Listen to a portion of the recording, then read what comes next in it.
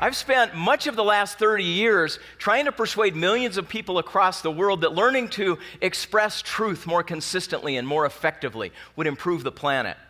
And one of the things I think I've paid far too little attention to until the last 4 years is that equally important is our capacity to receive truth, and that there are ways that we can get better at that. So I want to introduce to us a word today that I hope will become part of our shared vocabulary.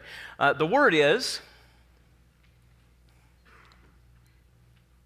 Feedsmacked. Any of you ever been Feedsmacked? Some will say that feedback is the breakfast of champions. I would say that Feedsmack is their enema. Feedsmack is a rude delivery of a colossal amount of information, some of which may well be true. But the question is, we'll do it live. Have you ever gotten it? I'm going to use it 5 more times in the next few minutes. So turn to your partner. When have you gotten something unexpected, something huge, something startling like that? Turn to your partner and share, what's the sentence? What did you hear? All right. Let's pull back together, both mentally and emotionally. So I've started reflecting on this idea of receiving truth versus sharing truth. And sometimes the truth can come with a whole lot of noise in it as well. But being able to receive feedback, and what is that process like, and how can we get better at it? As I've reflected on it, I came across an episode in my own experience of receiving one of these kind of feed-smack moments. I was working with a very powerful senior HR executive on a project that I was intensely interested in. The project was going pretty well, but one day we had a meeting with the senior executive team, and afterwards I sent a summary email out. Apparently, he didn't like me sending the email without checking with him.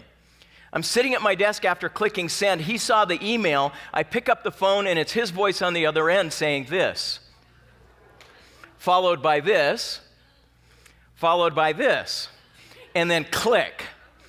My heart was racing, my mouth was dry. I was sitting there just overwhelmed by this. It was an incredible experience. But now that we understand that these episodes that occurred, we wanted to ask people, what was your experience and what was the effect afterwards of this? 90% said they felt some version of dumbfounded, flabbergasted, shocked, stunned, or numb. Now, what's interesting is what's missing from that list. 40% said they felt some sort of shame-related emotion, embarrassment, worthlessness, hurt, sadness, and self-doubt. But notice how few came back with anger or betrayal. We typically think that's going to be the response. It's going to be fight, not flight. But most of us just kind of recoil, and we're stunned, and we freeze. Now, if you look at that, you might say to yourself, well, that defines the problem, but I want to open that as a question. What is the problem? Why do these experiences have such a profound and lasting effect on us? And is there an antidote? And if so, where is the fix? So we asked people to describe these specific episodes, and we started to understand a little bit more about the principles behind a solution to dealing with these moments by examining some of these in more careful detail. One woman said, I work in a family business. When I asked my uncle, one of the founders, for feedback, he said, you should be more like Linda. And then she gives a little background. She says, I was dumbfounded. The person he said I should be like was petite, flirty, coy, flattering to men. I'm tall, independent, resourceful, self-reliant, straightforward, and I work well with men as equals. That's how she sees herself. But I want you to look, in spite of the fact that she's strong, self-reliant, resourceful, she says after this event, even though it happened decades ago, it's still staying with me. Why? Why do these moments when information comes at us unexpected have such scarring and enduring effects?